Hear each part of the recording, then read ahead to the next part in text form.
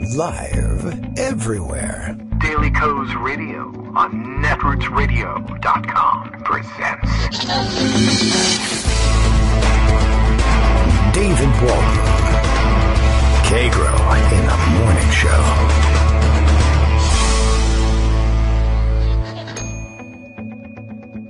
Now, here's David Waldman. Hey, good morning, everybody. How you doing? It is Thursday, June 21st, 2018. I'm just double checking, making sure am I on the right timeline here? I sometimes am not sure. Interesting morning, to say the least. Things off to a slightly chaotic start. And I don't know, is this administration giving you a headache? It's really bothering me. Summer hours and sleeping just a little funny and whatnot have left me a little bit off kilter here. But that's all right, because the entire world appears to be off kilter regardless. Even had I done everything correctly, I don't know we would have woken up to anything that made any more sense than what we have before us today. But let's see if we can't put everything in a blender, turn it on, and see if we can come up with some sort of, fact-based smoothie for all of us to enjoy this morning. Let's see, Daily Co's Radio and live now. That's what we're giving you every indication is true. Little do you know that I'm really functioning as a zombie this morning. Daily Co's Radio is live now. We are always reminded all the way from Portland, Maine. Bill does this for us each morning. And sometimes we just get carried away and forget that it's there, just waiting for us, like a faithful pet. Not Bill, the tweet. I mean, I'm sure Bill would make a faithful pet if you feed him and brush him regularly, but that's not really my job.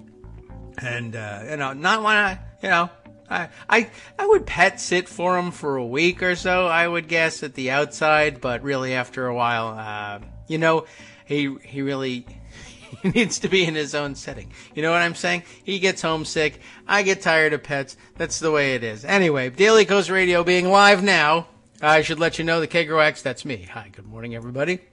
Is canceling Netroots Nation picnic because he says it doesn't feel right now that he's already eaten all the food. And man, if I had done that, I'd feel a lot better about what was going on. I can tell you that. I could use, I need a breakfast break this morning. I like I said, running a little bit late, canceling the big picnic, of course.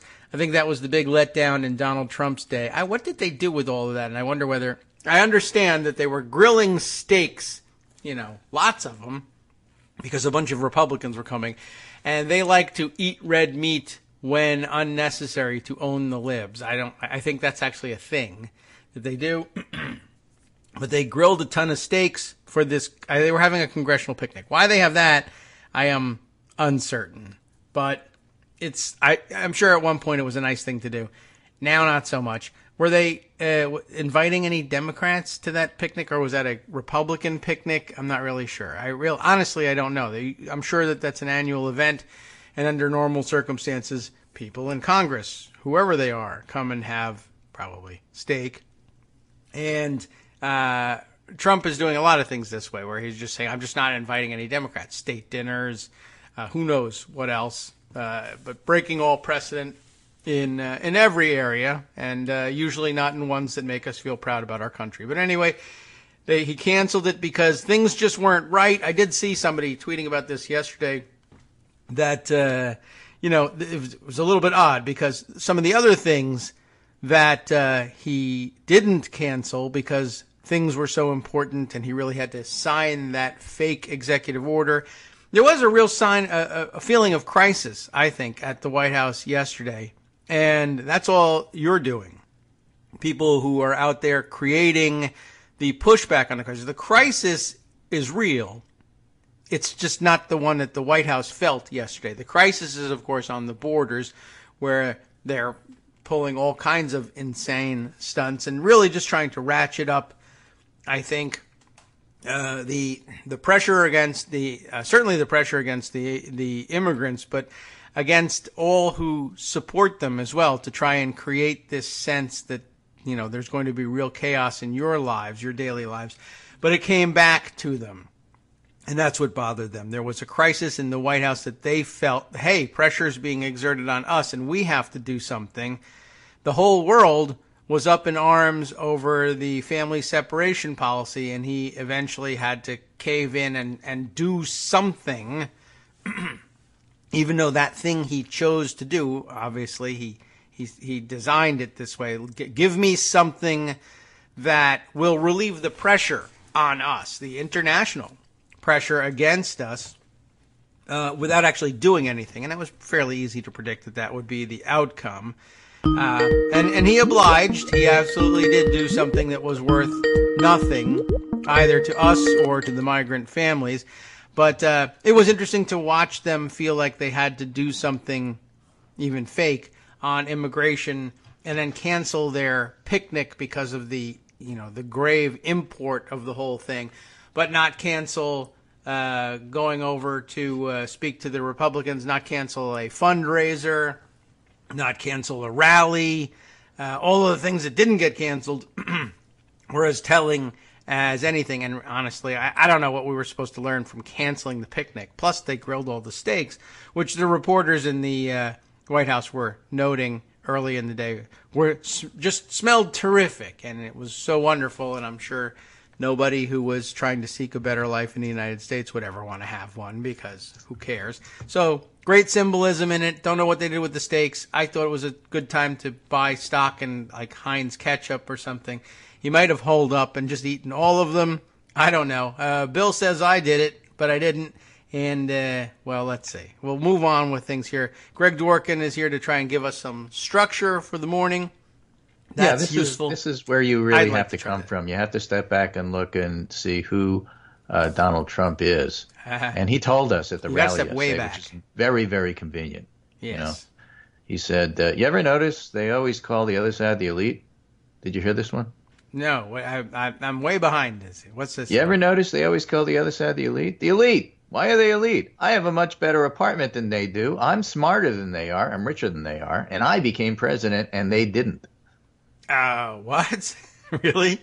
Yeah. I mean, if you want to sum up in just a single phrase, a single sentence, or a group of sentences, paragraph here, what Trump is all about, that's it. Why are they the elite? I mean, why isn't he? They've all rejected him, and he's really ticked off about it. So he ran for president so he can go to rallies and do his therapy out loud. Yeah, well, we like that. I mean, okay. Maybe it's a human thing. You want to do your therapy out loud. Maybe. I don't know. Maybe. But not necessarily in the office of the president, I would say. Well, or on TV where everybody can see. I don't know. Yeah, but we do it in a small radio show. Let's put some things in perspective before we get to the Trump fold / not fold on immigration. Gallup is out with a poll. Record high, 75% of Americans say immigration is a good thing. It's never been that high. Oh. Well, that's odd that it would that it's never been that high. You would think there would be a downward pressure on it. Actually, upward pressure. And so Democrats, all-time high of 85%, but Republicans, all-time high of 65%, it appears. One time in 2006, Republicans hit 66. And back in 2001, Republicans hit 67. So the Republican line is really fairly straightforward. From 2001 to 2018, it really didn't change very much. Democrats went from 62 to 85 over that time frame. And if you look at all adults, so it went from 61 to 75. And this is latest findings based on a Gallup poll. Now, Trump's been under strong bipartisan pressure to amend the zero tolerance policy, this points out. Yes. And, this is just a poll, but I love the storyline that goes with it. So Trump bowed to the pressure on Wednesday, signing an executive order to keep children and their parents in the same location. This isn't punditry. It's just trying to, keep people up with the news. So the news is that Trump folded. Matter of factly, let's just throw this out as a side thing here. Yes, that's good. And that was, I think, well covered. And we knew what was going to happen in terms of the coverage of the substance, which is that they would say that the order did what the guy they just finally said lies about everything says it did. And they did do that, and that's disappointing, but at least this part is here. Yeah, so that's all good. There's a lot of other polling out about that too. This is from Axios. I thought it was quite interesting. Exclusive poll: immigration concern spikes over separated families. This is just over the past week. On June 7th through 13, using SurveyMonkey, which looks at all 50 states and has a lot of respondents each week. Okay. June 7th to 13th, the number of Republicans who said immigration matters most to them really was relatively unchanged. Back in May, it was 21%, and now it's 21%. So Republicans, and that's a large number. I mean, when you think about it, the question is, this issue, as opposed to other issues, matters the most to you. Yeah. So Republicans have been looking at immigration ever since, of course, Trump was elected and before. And it's fair to say that a muddled immigration message helped Trump to gain votes. Okay. I'm not saying that's why he won, but I'm just saying that, it helped him to gain votes because there were people who were upset about the surge in immigrants that happened a couple of years prior from Mexico during the recession. Turned out that foreign aid, NAFTA, helping Mexico decreased people crossing the border to the point where it was actually net in the other direction. So point being, the best way to solve this is work with our allies, not build walls. But that's another story. The Republicans, nonetheless, were ginned up about it. Democrats didn't think it was the most important issue. They were down in the 6-7% range until this week. Now Democrats think it's the most important concern, 18%, just about matching the Republicans. And independents also went from 6% to 11%. And the reason is fairly clear. People are really upset about what's going on with these kids, as we talked about yesterday. Right. Trolley problem or otherwise. If you make it about kids, you're going to be really upset. So right-wing media is very upset with Democrats about making it about kids. Oh. That's why Laura Ingraham was talking about the fact that you guys are exaggerating everything, and these are summer camps. Yes. In 106-degree heat in Gallen, Texas, Handcuffs. Or Tornado, Texas, actually. That's where the 106 is. Handcuffs, yep. As a matter of fact, there's a story in AP and in Time today. Young immigrants held in a Virginia detention center say they were abused by guards.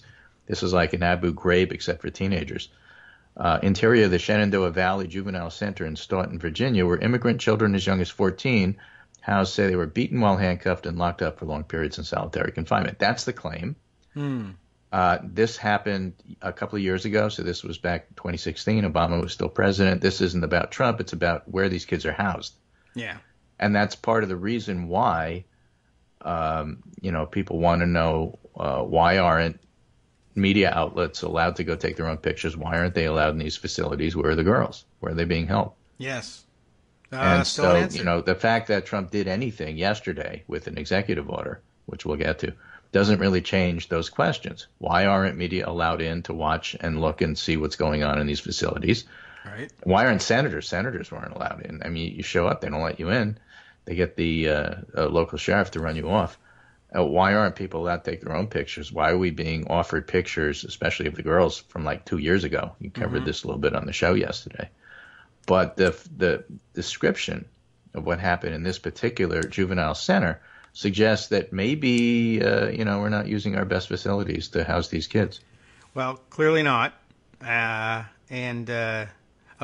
the way, since pronunciation always an issue on the show, I happen to have known Stanton. They don't use that U. I spelled Staunton, S-T-A-U, and I don't know whether they don't know how U sounds like or they have a very different accent than we do, and it's not even that far away. But for some reason, Stanton. But okay. Okay, cool. Have the local knowledge on that one. I mean, absolutely. Local meaning I went it's Meriden, once. Connecticut, not Meridian. Thank you very much. All right. Yeah. See, they just drop entire letters. There are a few of those around. Or add some. Yeah. Oh, yeah? Did they add in that sense? All right. Well, anyway, they always do these sorts of things. To make it Meridian, you got to add some letters. Right? Oh, okay. Oh, all right. Is that what it is? I thought it was spelled that way, but pronounced Meriden. But okay. Well, I know in my head what it should be, right? So. Okay. Well, I'll just see anyway, it. local color. But back to the main story: imprisoning and torturing youth. So this one is Pew. I mean, just a bunch of polls this morning. is. Voters more focused on control of agree. Congress than in the past. Relatively narrow generic ballot, 5, and a slight advantage to the Democrats in terms of enthusiasm. Oh, rats. Oh, you know. But in general, the the generic ballot is still running about 7. You know, it's about where it was. That little blip where it got narrowed was just a blip, as we talked about at the time, and it's back to where it normally is. It's probably all noise. What I found interesting about the Pew poll, though, is they talked about what are the big issues that people care about: immigration and healthcare right now. Yes. Huh. It's interesting. Well, it's interesting that there was really no change at all in immigration in the Republican side. But I guess everybody who was going to be obsessed with it was obsessed. Was already obsessed to it, and it already shows that the section of the country, the segment, the slice of the country supporting Trump on this is actually relatively small. Yeah. It's not changing that. I guess it also tells us that the portion of the Republican Party that's actually embarrassed by what's going on might be also relatively small because they didn't show up to say, yeah, this is important from the other side. Well, we don't know how. Yeah. In this poll, it just says it's their most important issue. But here's the interesting part. What voters want candidates to discuss is immigration and healthcare in an open-ended format. 19% of registered voters cite immigration as the issue they'd like most candidates in their state or district to discuss, and 13% mentioning healthcare. While similar shares are Republican, 21%, just like the Axios SurveyMonkey poll. And Democratic voters, 18%, say they would like candidates to address immigration. Twice as many Democrats as Republicans, 16-8, say the same thing about healthcare. And then when you look who has the advantage on these issues, healthcare is a plus 16 for Democrats. Immigration is a plus 14. So this is a Democratic issue. And that's why, the issues that the Republicans lead on, and aren't that many of them. There's really only 2, terrorist threat and economy. Okay. Right? Yes. R plus 11 for the Republicans on terrorist threat. That's traditional. And the economy, R plus 9. That's a little wacky, but, they're buying the Trump economy is doing great stuff. Fine. Taxes. It's only an R plus 3, which is pretty unusual. And trade is an R plus 1. So, those kind of break even. Gun policy, D plus 6. Foreign policy, D plus 8. Drug addiction, D plus 16. Abortion and contraception, D plus 19. Race and ethnicity, D plus 24. And the environment, D plus 32.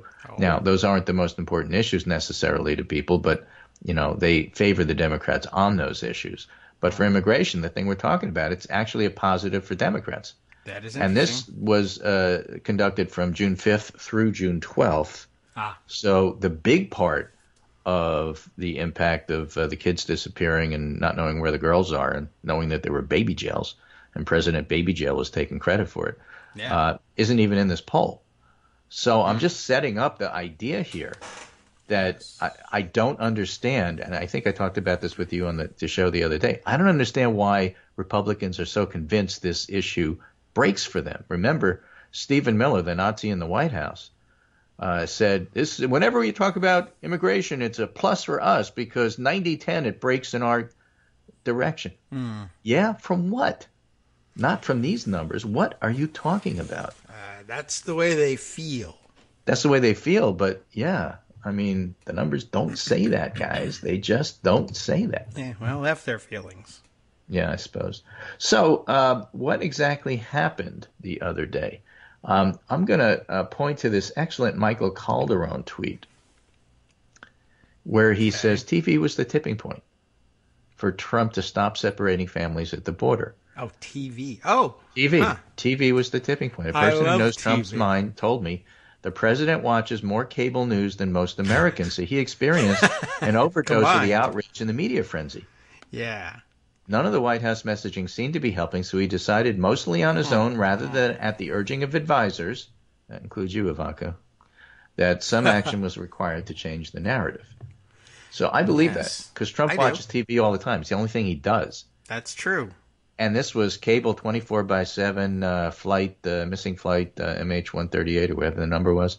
I mean, it was all missing kids all the time, with pictures, with video, with sound. Mm-hmm. Plus, you had people who, I mean, you could watch Jacob Soboroff, the MSNBC reporter, become radicalized over the course of the week of covering this. He started out with, here I am at this facility, and he ended with, why aren't they letting us in? Why are they giving us these pictures from 2 years ago? What the hell is going on, people? It was pretty amazing.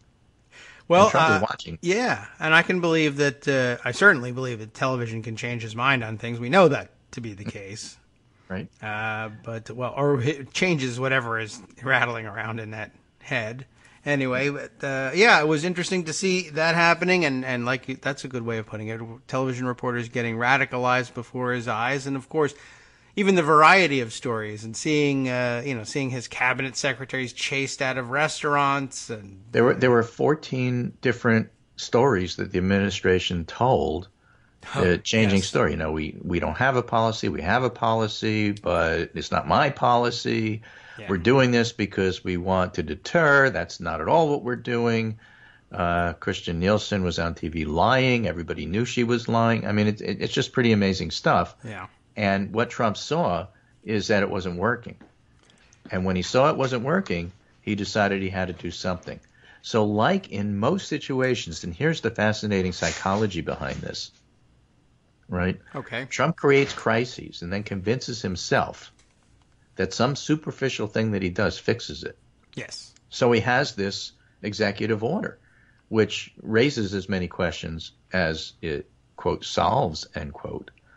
But you have to think of this in context to, I solved North Korea, now they're denuclearized. Of course, they're not. I solved the Iran problem by pulling out. Now we're done with it. Right. Which, of course, we're not. And just about anything and everything else he has touched. His knowledge and interest, for that matter, of complicated issues is so superficial that the only way he can approach any of this stuff is to create a superficial crisis and then solve it halfway and then say, I did it, let's move on, and hope that just like with his scandals, nobody will pay attention. That's not happening because this is kids, and so he's failing. But what happened is he signs this executive order, which is, of course, he spelled separation wrong when he did it. Oh, yeah. Affording Congress an opportunity to address family separation. This is by a law professor at Drexel University, Anil Kalhan. Don't be deceived by Trump's executive order. It purports but doesn't commit to ending one specific means by which asylum seekers and their kids are being held as political hostages, but seeks to illegally institute others on a large scale. Start with Section 1, the statement on policy. We've come to take for granted that Trump routinely lies when issuing an immigration executive orders, and there's no exception here. He says the only legal way to enter this country is at a designated port of entry at an appropriate time, but there are pretty clear indications that Customs and Border Patrol is improperly blocking individuals from entering at ports of entry in order to prevent them from making asylum claims. Then they're forced to go across illegally, then they get arrested. I mean, that's the plan. Yes. Right? They're playing a shell game, this professor says. Oh, professor, what does he know? He's a professor, one of these elites. Well, what kind of apartment does he have? He's not president. They're playing a shell game, one that might well be unlawful. CBP says, go to the port of entry. You'll be prosecuted for unlawful entry. But then at the port of entry, they turn people away precisely to prevent them from applying for asylum. So in reality, they don't want anybody to come. Right. Which, of course, hardly some surprise because administration officials keep telling us they want to deter people. So it's still true. Asylum seekers continue to wait at international bridges, and there's stories that they've shown of people waiting there for 3, 4, 5 days or longer. And they keep interviewing people on the Mexican side. What are you going to do? Are you going to, wait? Are you going to wait to see if the policy changes? Are you going to sneak across? And of course, most of these people are fleeing from places like Guatemala, Honduras, Ecuador. Not so much Ecuador, but other places that Salvador, sorry. That have violence. As David Frum properly points out in The Atlantic, it's really difficult to figure out what level of violence is violence enough so that you get to say that this is for asylum. It's hard. It's a hard process. Sure. It's a hard situation. But what they want you to do is apply for asylum and then go through that. But as Anil Kalhan points out, even if refugees enter the U.S. unlawfully, by the way, it's a misdemeanor. Oh, okay. It's a misdemeanor. So they're taking children away from the parents for a misdemeanor. Yes. Okay, somebody brought out this analogy the other day. Do you know what kind of crime it is if you don't have your seatbelt on? Misdemeanor? Yeah. Okay. And did you know that the Supreme Court said that in certain cases you can be arrested and jailed for that? That does not surprise me. But does that mean it's a good idea? No. And it is equal application of the law if you do it for like one person, but not like the vast majority of Americans. And then why would you want to, the law has to have some justice as well as mercy involved. And the whole idea that for misdemeanors you're taking children away just seems to be a bit disproportionate. Now, as Frum points out, you have to have borders. Hillary Clinton was fairly clear on this, and in her opinion, agree with it or disagree with it. Maybe people thought she was too much. But there are borders. Obama was like this as well. And you have to enforce a certain degree of border security. Otherwise, you don't have a country if you don't secure your own borders. But what does that mean, and what are you going to do about it?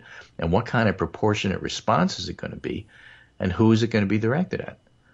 And, the fact that you have these misdemeanor events that you've sort of caused by pushing people not to go through the legal way you just told them to do because it's not really available, and then use that as an excuse to take their kids and do something with it. We don't know what they're doing with it. You were joking the other day that, who knows, for all we know, they're being sold into slavery. But the fact is, maybe they're being given up to adoption by, super evangelical groups. Yes, and that's another real threat that's out there, and a documented one at that. So, no joke. But we don't know. Where are the girls? Yeah, still, they will not show you, and that should cause you to break out into a cold sweat, to be honest. We'll be right back. Hi, everybody. It's me, David. Let's change things up from the old fundraising pitch for just a minute and talk instead about how you can be a part of our show. If you've got a smartphone or any other electronic recording device, why not sit down and record a segment for us? Read us an important article and give us your take. Read one of your own original essays, or even just give us your commentary on something you'd like to share that's important to you. Then send the file to me at kagrox@gmail.com, and I'll try and work it into the show. Short segments, a few minutes in length, are easiest to fit in. And of course, I can't always guarantee that I'll be able to play everything, but if you've ever shouted at your radio or TV about something you wish was being covered, here's your chance to change that. Make the show your own. Send your submissions to me at kagrox@gmail.com.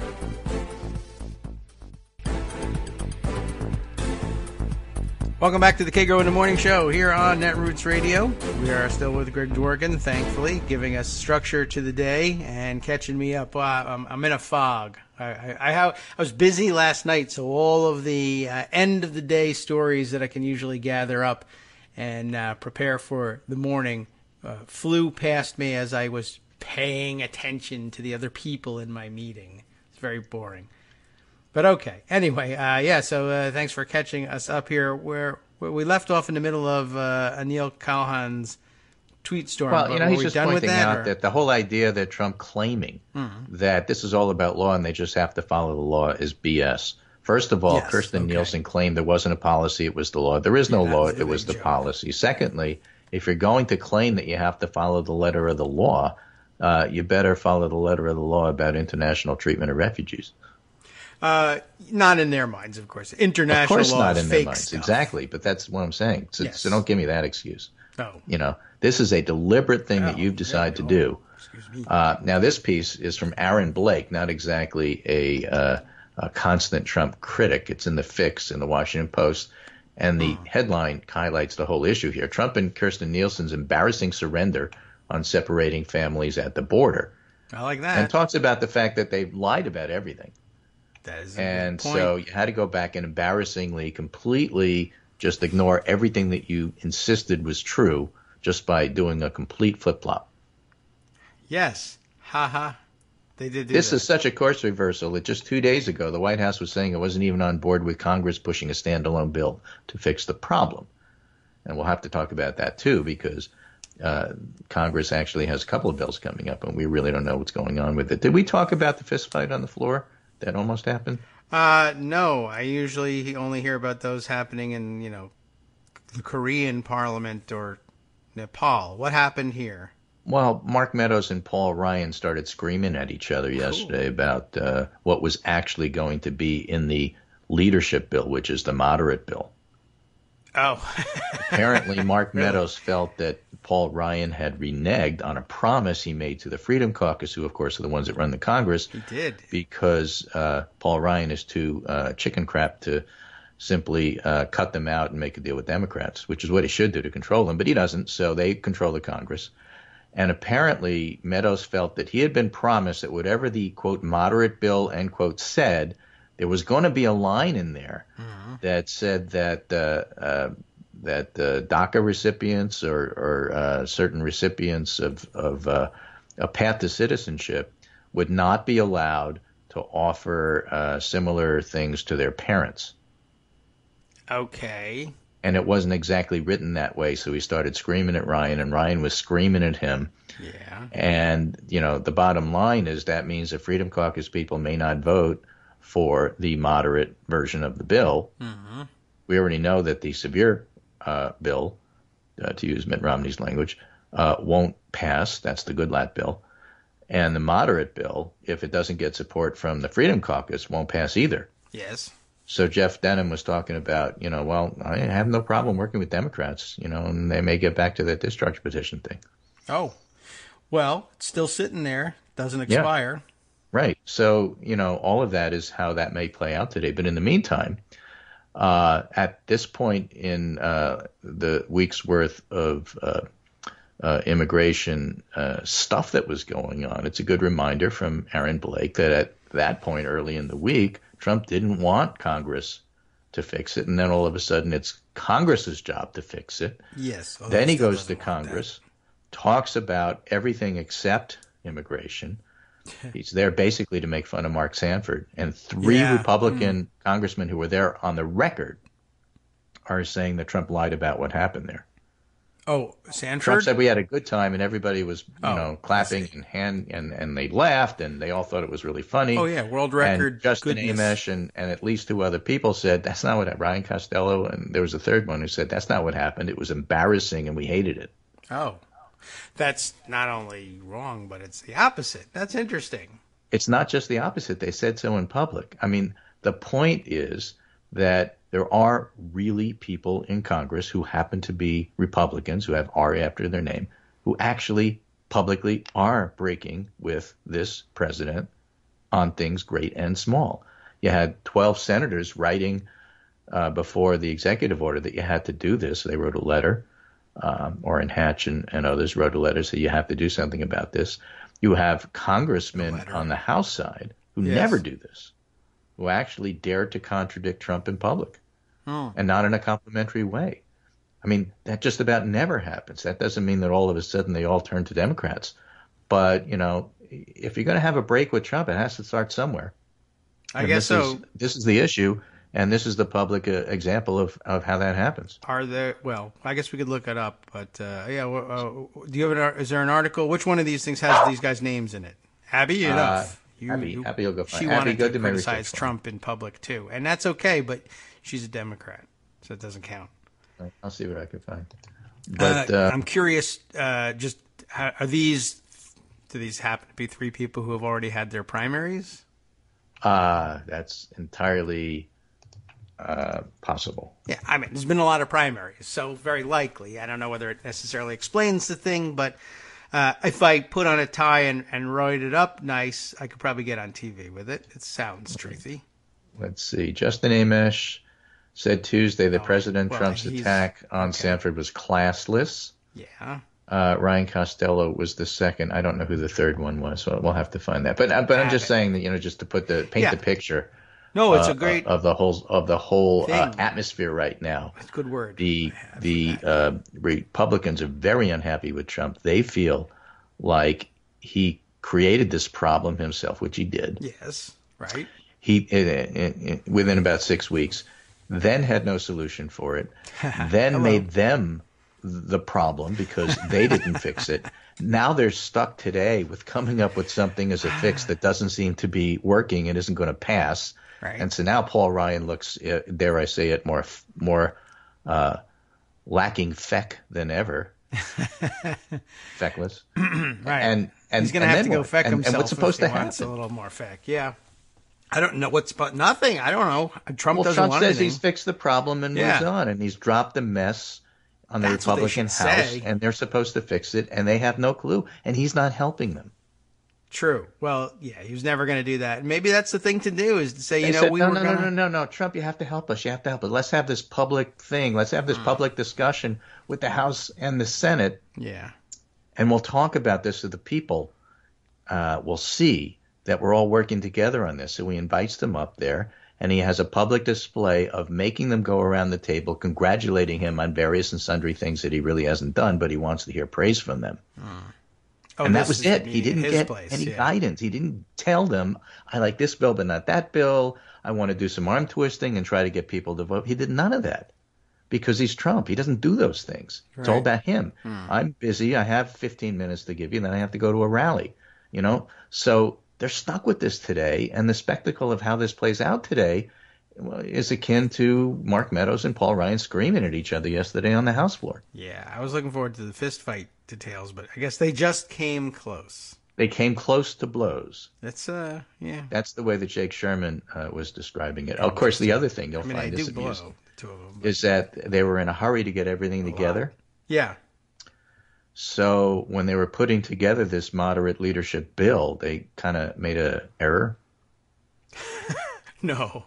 Oh, they, instead of saying that there's $25 billion for the wall, yes, they said there's $25 billion for the wall in each of the following years. What? So it's like $25 billion for 5 years, which makes $125 billion. Well, And they had to go back and change the language after they already released it. So they had an emergency 10 p.m. meeting last night to fix this. Well, it's an interesting thing. And everybody was saying, no, there's one good thing that comes out of this. Yeah. Trump doesn't read bills. If he had read the bill and realized that, he would have insisted we leave it. Yeah, probably. Now he's going to be like, they're cutting my wall funds. Right. So I'm going to give you this from Jake Sherman, the playbook that describes this. I just, being a process person, I thought you might enjoy this.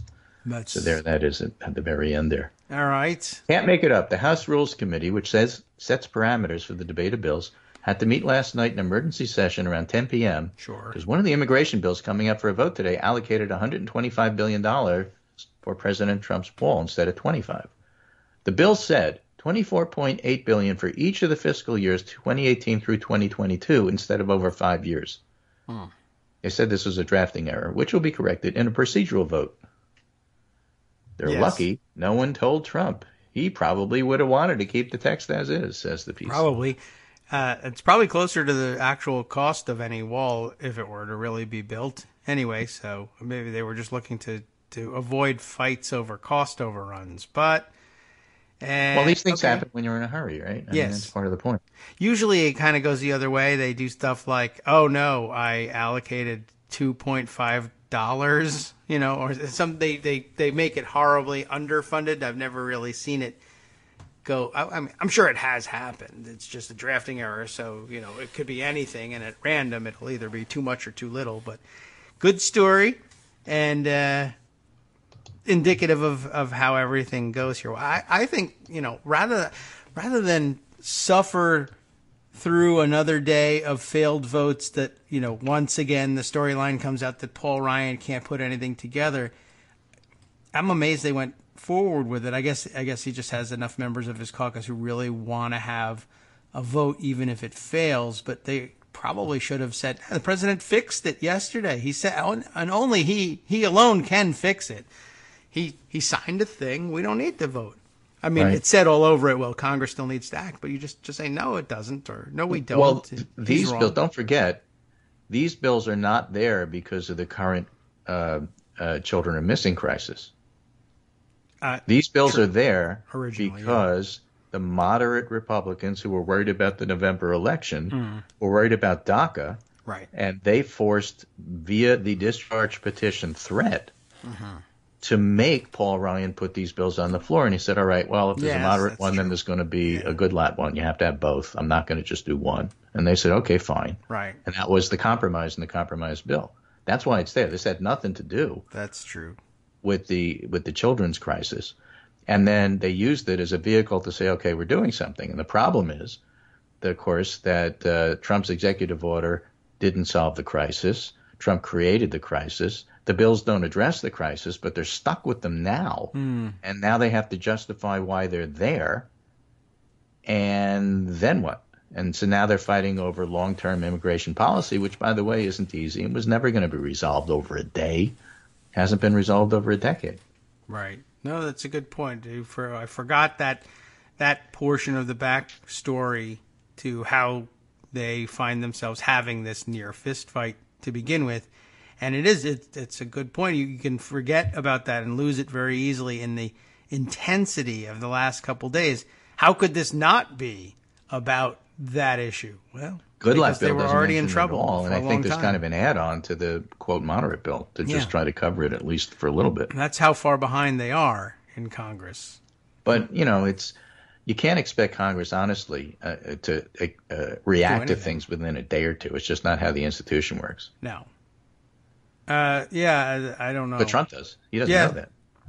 Right. I assume. And then when it doesn't happen, he blames them because Trump always has a scapegoat and it's never his own fault. Yeah. It sets up well for him. Okay, but who does he blame? House Republicans. And so that's part of the reason why they were perfectly willing to say, you know what, Trump was being a jerk about one of our own, Mark Sanford, and we're not happy about it, and we'll talk about it publicly. Yeah. Well, yeah, I mean, really, they could have skipped right over the Sanford thing and just said he's treating us like garbage.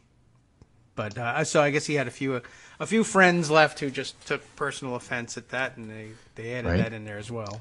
So, I'll throw in that in the meantime, very prominent Republicans like ex-Republican Stephen Schmidt resigned their post in the party.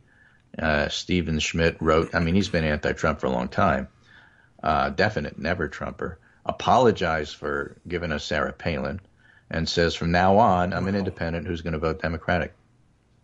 Yeah. Terrific. Which is good. And, people looked at, how many votes are you going to bring with you? How many divisions does the Pope have? True. Also. It would be great if there were a lot. And, I'm glad you're sorry about Sarah Palin, but you did the spigot starts with a few drops, and then the rest comes. There's a lot of really nervous Republicans who think this particular issue with the kids is not going away, and it just plays awfully for them for, I don't know, some reason. So how do our papers of record handle this? And this really got me going this morning. We'll have to leave it there. Oh, that's the TV does that. Okay. How do the newspapers do it? Now that we brought up this really interesting topic, let's move on to something else. So let me just contrast to you two stories, one in the Washington Post and one in the New York Times. Which one do you want to do first? Door number one, door number two? Yes. One? You do? Okay, we'll do one. So this is the New York Times. Oh, two then. Just kidding. In Trump's America, the conversation turns ugly and angry starting at the top. Yes. Peter Baker and Katie Rogers. Not a bad article, at least in the beginning. Oh. And talks about how Trump has railed against undocumented immigrants, infest our country, animals, and all of that, and the politics of rage, and how it's terrible. And then says, of course, Robert De Niro and Kathy Griffin and Peter Fonda, and therefore both sides. The top. The president. And those are totally equal things. Right. Now, the Washington Post has this marvelous Philip Brucker piece, on the other hand, which I think gets more to the heart of the matter. A blowtorch to the tinder, stoking racial tensions is a feature of Trump's presidency. Yes. And doesn't make it both sides. Oh. And starts out the same way, with the Trump this week liking Hispanic immigrants to vermin, and the language isn't new. And among the many ways in which Trump stands out in the lineup of modern American presidents is his aversion to using his bully puppet to unify the diverse nation. He stokes cultural divisions and cultivates tribalism under the banner of his slogan, Make America Great Again. He takes a blowtorch to the tinder, said Peter Weiner, a Trump critic who worked in previous 3 Republican administrations and is a senior fellow at the Ethics in Public Policy Center for Trump and for his presidency. culture war is central and defining, and it's a culture war of a particular kind. It's not the traditional culture war of gay rights and abortion. It's a culture war that manifests itself in race, ethnicity, and nationality, and that's his go-to theme. And then talks about him doing this his entire life, including the Central Park Five. And he says, record does, that calculating that by playing to people's fears and anxieties, he can maximize turnout among hardcore supporters to counterbalance evident enthusiasm on the Democratic side. Fueling Trump's approach, advisors say, is an unremitting fear of his own. His base could abandon him if he's deemed too weak. And that's one of the things that was remarkable, both about the signing ceremony stuff when he was on TV yesterday and at the rallies. He keeps talking about how strong he is.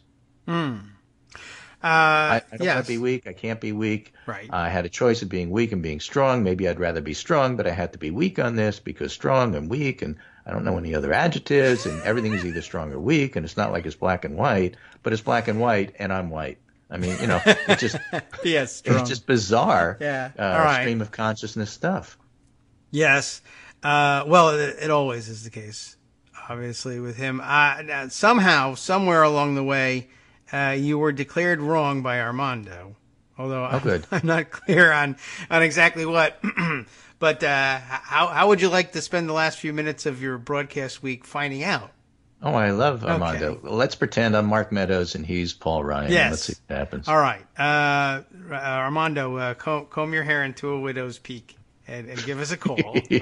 And if you want, I mean, I don't think you have time to do a PX90 before, but maybe after. And we'll all run a marathon. Let me just, while Armando's getting ready, let me read this last piece from Whit Ayers, a Republican poster. Here we go. Who's long advocated. Oh, do I? Yes. I'm just thinking about whether or not pressing this button will help or hurt our cause here. Hang on a second. Let me see if I can add the two. Now, are you both here? Check in. Armando, are you here? I am here. Okay. Greg, are you here? That's what Good. I thought was going to happen. Let me tell you why he's wrong. Now that he's not here. Hold on a second. Here's what I'm going to do. Let me see. Can I plus this? Share screen. That's no longer there. Let me give you a call back. I will call you in a minute. How about that? All right. Let's disconnect that and let's see. Is How Greg about this? Okay. Yeah. Is Armando still there? No, but I still think we have to call him maybe in order to make this work. Let's try this. All right, you try that. While you're doing that, let me just read this Whit Ayers line. All right. Whit Ayers, a Republican poster who's long advocated that his party adopt a more inclusive posture, warned that Trump's strategy is risky. In a government of the people, by the people, and for the people, it helps to have a majority of the people behind what you're trying to do. Okay. And, Trump doesn't. We talked the other day, 66% of the public oppose what he's trying to do with this immigration zero-tolerance policy that he's doing. Yes. Okay. Now, I think I've successfully added Armando. I may also have dialed Joan somehow. So hopefully she's... Let's get everybody. I don't think she's joined the call. I'm sure that... and Paul Ryan. Let's just make it a conference call. Yeah, right. Well, we'll add him too. If Joan answers, she can be... Who? She can be the referee. Well, okay. Susan Collins. Yeah. She's going to write a sternly worded letter. That's true. It won't even really require her to participate in the call, so she can write for the front page while, on hold. That's basically the Susan Collins role in all this. Exactly. So what's wrong? What happened? I forget what we were wrong about. Armando probably misinterpreted something I said. Which was it this time? I have one line. It wasn't a bad article, at least at the start. It was a bad article from the first paragraph. Well, they were describing Trump's obnoxiousness, so I don't have a problem with that. But I made a big deal. They say, but look at the Democrats. They're obnoxious, too. It's both sides from the first paragraph. Which is what I wrote about on Twitter all morning. I know you did. That's why I was really upset with your comment now. Yeah, why because would you say that? Because you don't like it when I'm nice to people. It really gets you upset. You did a great thing this morning, and you've actually, when you continued and when you contrasted it with Philip Rucker's piece, that's which is exactly the point. Yeah, but why even give them? It wasn't that. It was bad. It was bad. I appreciate anybody who sums up Trump's obnoxiousness and talking about people like infestation and such, which is in that article. I like that part. I see what you mean here. It looks like, and it's not from the first paragraph. It's from in the third paragraph that he brings up Robert De Niro and everybody else. The first two paragraphs are Trump sucks and so does Lewandowski. I agree with those two things. That's what I'm saying. It was fine until then, and then unfortunately, and then it fell off a cliff. Third paragraph and the rest. All right. So it was a good article until they began talking about By the way, speaking things. of Lewandowski, I do not understand why that guy is still on TV. No, I don't. You all saw his womp womp thing when they were talking on Fox News about a 10-year-old with Down syndrome who got lost. This is child abuse. This is child abuse. I mean, there's few things in the world that get me more upset than stuff like that.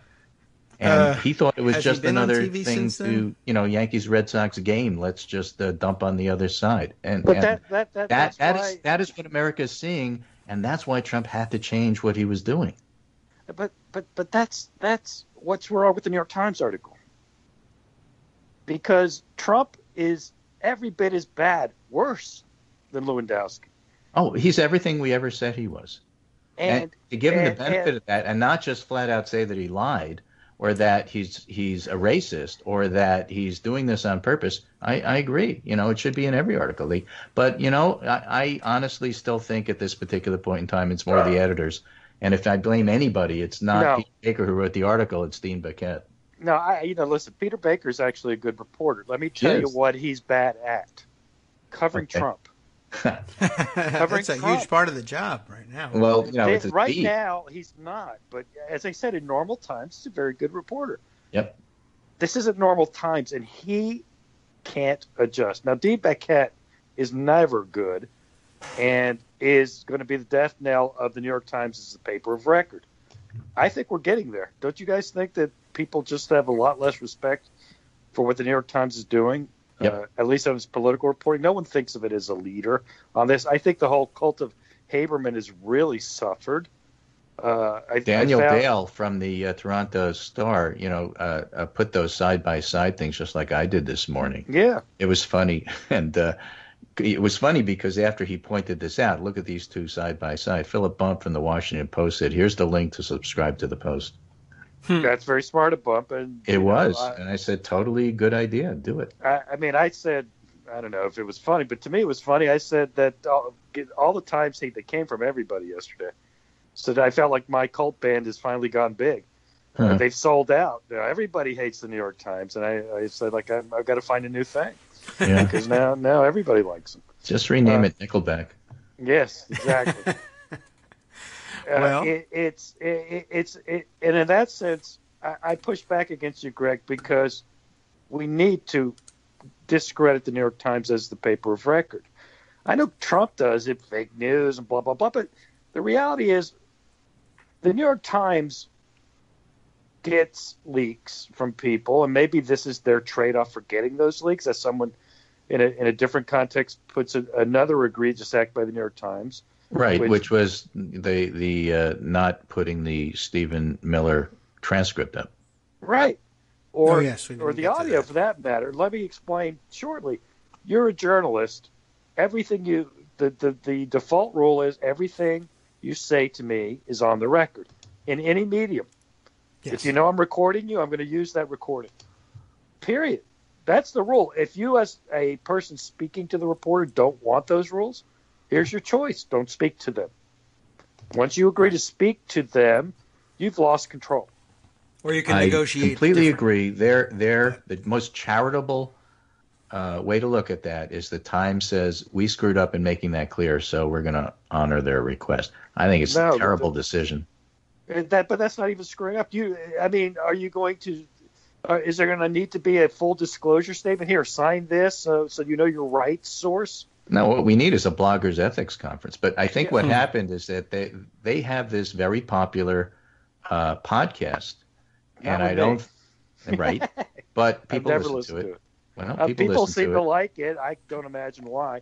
And because of it, terrible, but okay. They feel like they have to make some ground rules about it, which obviously they weren't prepared to do. So I think the multimedia dimensions of the time are catching up to 1950s journalism practices. That's actually a horrifically bad defense. of that because they did not surreptitiously record him. No, right. They told no, him it was they on the knew record. It was, yes. I think it was a If he terrible. wanted to be clear that they couldn't use the recording, he should have said, but you can't use the recording. Otherwise, I'm walking. That didn't happen. That's Right. on the person speaking to the reporter.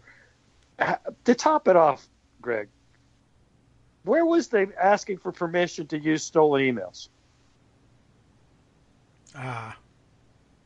Okay. I don't know. Maybe Putin didn't respond to their emails. You see, there is no logic, there's no morality, there's no ethics in what they did. Now, I don't have an objection to them using stolen emails per se. That's part of the business. Right. When you get them, it's who got them is in trouble, not the newspapers who are the receivers. How did the New York Times get the recording? Suppose someone had secretly recorded Miller saying whatever he said to the New York Times. If it's given to the New York Times by somebody else, it's fair game. If they did it themselves, then it was given to them by Miller. Miller gave it to them. If they got it from somebody else, it's fair game. They did it themselves, and they're the ones that are imposing their own weird rules that I don't fully understand either. There's no They're doing that to themselves. line that makes any sense. Well, I think that's a Dean Beckett ruling, and then they get the reporters out there to try to explain it, which they can't. Yeah, I mean, and I think problem. That did not make any sense. We will take a brief break. I don't know who has to go to work and who doesn't. You guys working these days? I don't know. Yeah, I gotta go. Maybe Armando. I have to drive to Miami in about 20 minutes. So if you you're on your own, David. Sorry. Okay. Have you talked about the executive order, Dave? Only a little bit. You could be late for Miami. I would like to go through that with you a little bit. All right. Thank you, Greg. We'll be back in just a minute. See you, Armando. Come back again. Welcome back now to the Kagro in the Morning Show here on Netroots Radio. Greg is on his way to work. Armando is running late, everybody at the office. There's lots of traffic. And just hold on. I have a meeting in Miami at noon, and I can make it if I leave by 10:30. So all right. I'm good. Okay. Miami, not yet underwater, but it's happening slowly. But let's see. You wanted to address the executive order that, was only barely executive and didn't order anything, except perhaps large fries with his Big Mac. Yeah. That's about it. It didn't say anything. What is he? He has his orders: a fish sandwich and the chicken. No, I forget exactly. 2 Big Macs and a fish. 2 Big Macs and fillet of fish. I think 2 fillet of fish, 2 of everything. 2 of everything. Weird sandwich. I always will look sideways at people who order fillet of fish. Really? I mean, some of my favorite people do it, but it's an odd thing to do, I say. At McDonald's? Yes. I mean, there are fish sandwiches at the right place that can be quite good, sure. Even a fried fish sandwich, but not at McDonald's. Yeah. Sorry. McDonald's Sorry, creme brulee, Chris, no. Yeah. Okay. So, yes, the executive order doesn't do anything. That is true. Let's walk through that, because what it does is it does order, or it does state that when legal and appropriate and feasible, keep the families together. Right. Sounds good. All right. So it says that, but it also notes that, but the Flores decree. So unless we can change that, it's not going to be feasible or legal. Right. After 20 days. In their view, right. Or they'll say, we'll do everything that's feasible and legal, but in our view, nothing else is feasible or legal, so we're just going to keep doing what we're doing. That's exactly where you end up, certainly after 20 days under the Flores decree. Now, of course, there's something else they could do, which is detain families for 20 days, and if they don't process their immigration situation within those 20 days, they release them. They can use electronic monitoring. They can post bail. Again, they keep talking about their criminals, right? They do keep saying that. That's the idea, right? The unlawful entry is a crime, and it is. But the way the law is written, it isn't exactly a crime what these people are doing. There's lots of ways it can be argued that it isn't. But let's take their presumption that it is a misdemeanor crime for first-time unlawful entry Okay. to the country. Well, okay, you charge them, you book them. What do you do when someone's booked with a misdemeanor? Kill them. You arraign them and Release. Essentially, release or bail. or bail is required. Right. Well, if I'm a misdemeanor, you arraign them and bye. That's generally right. Well, ROR, released on your own recognizance, is frankly the standard. Yeah. For almost every misdemeanor.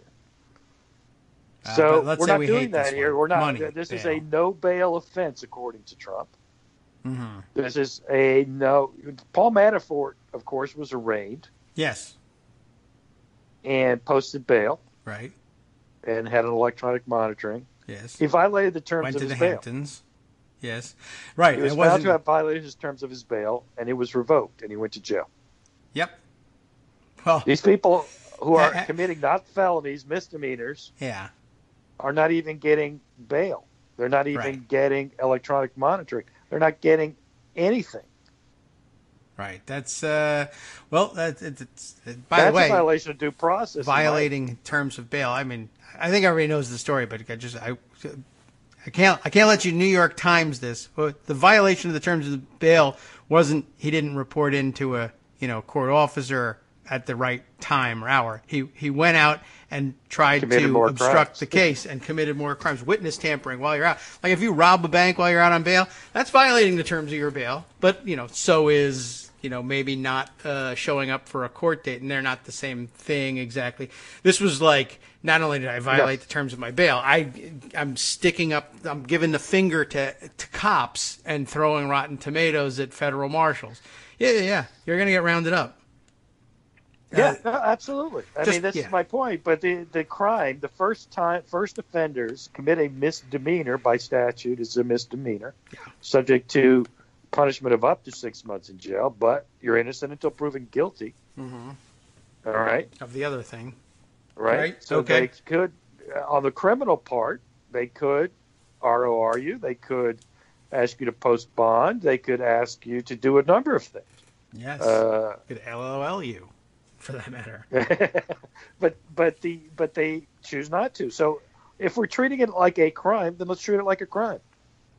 Yeah. Although there's plenty of other ones we might consider doing that with, but not white people ones. But again, and then what happens, of course, is they're in the executive order now. They want to petition the court to amend the Flores decree to allow indefinite detention of children, because with the Flores decree, which is a decree of a case called Flores from 1998, where the Department of Justice under Clinton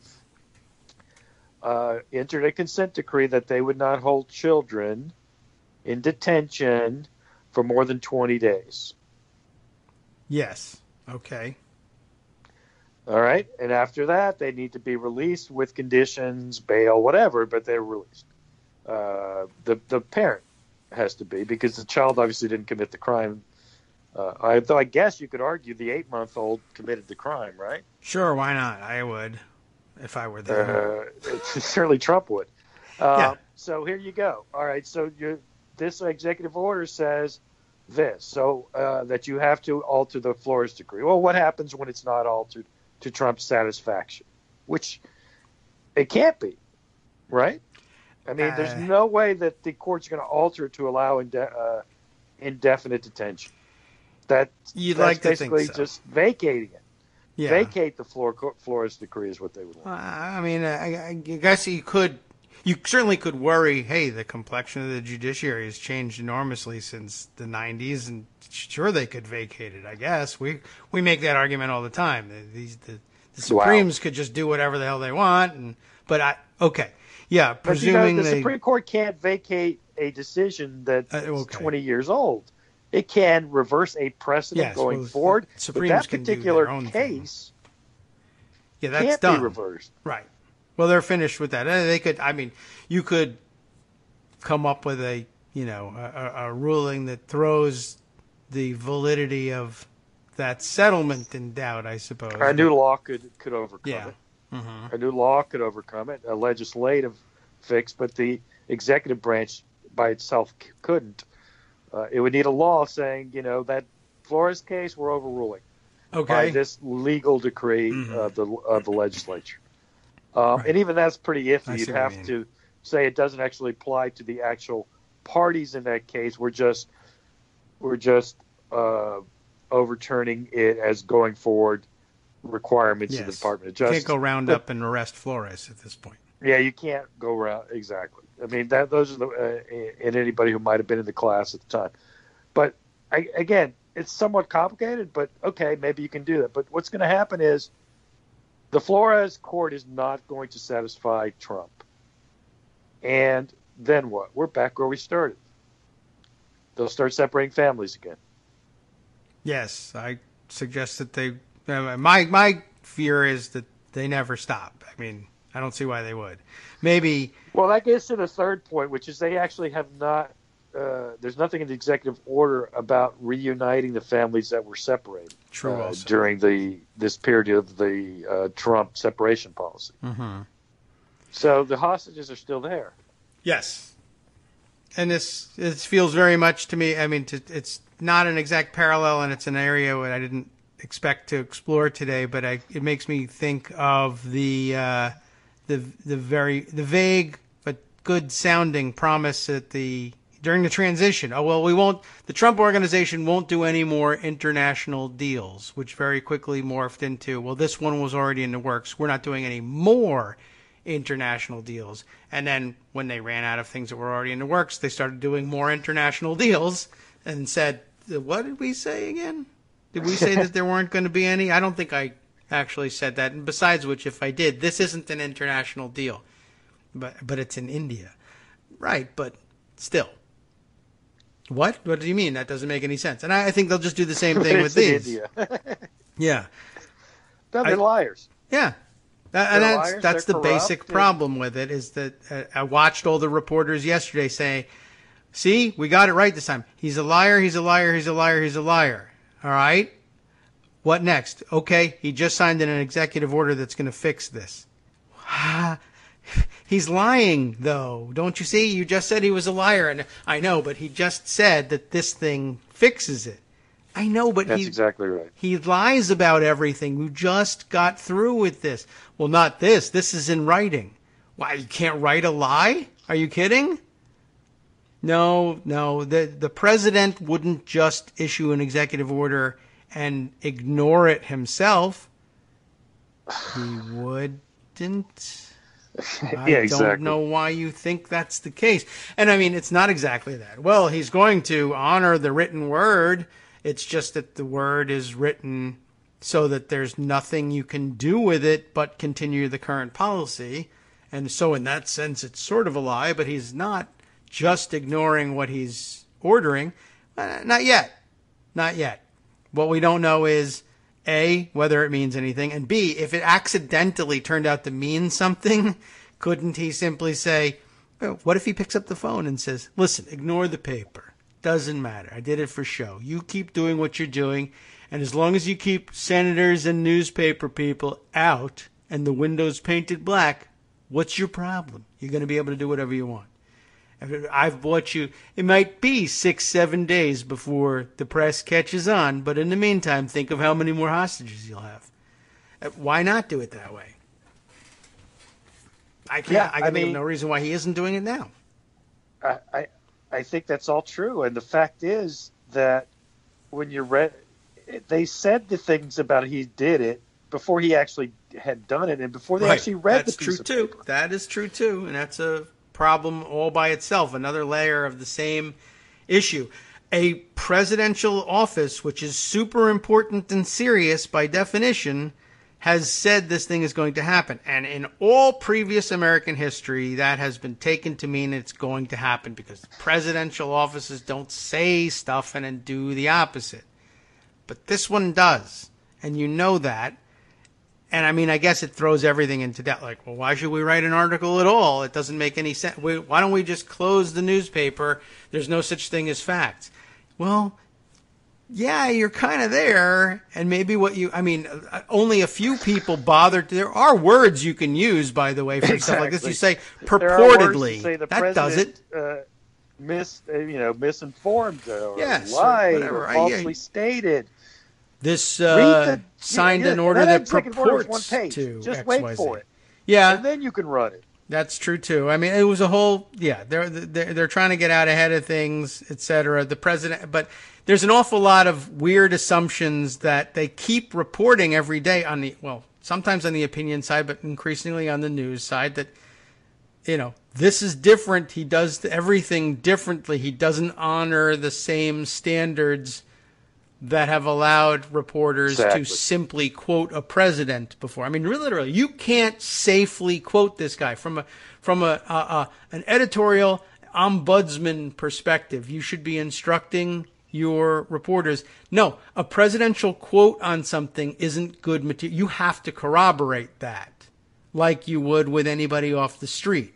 Ivanka told me she really was upset about this. Not safe to then report Ivanka is upset. You can say the president claims Ivanka is upset, and even if you do that, at this point you say, well, the president claims it, but as we know, most of what the president claims in situations like this turns out later to be false. But here's what he claimed today. That would be a safe formulation of it. But look, Ivanka is upset? Goodness, no, that's an F. It's lose. not hard. You know who does it just the way you're supposed to do it. And you can translate. I don't mean just on Twitter when he writes his articles. Daniel Dale has shown you how to do it. Yeah, that's true. You basically have to go through every line and say, is this true or is this false? Okay, most of the time it's false. Yeah, that's the problem. Literally, most of the things Trump says are not true. Mm-hmm. Some of them are lies. Some of them are just ignorance. But by and large, I'd say 2 out of the 3 statements he makes are not true. Yeah.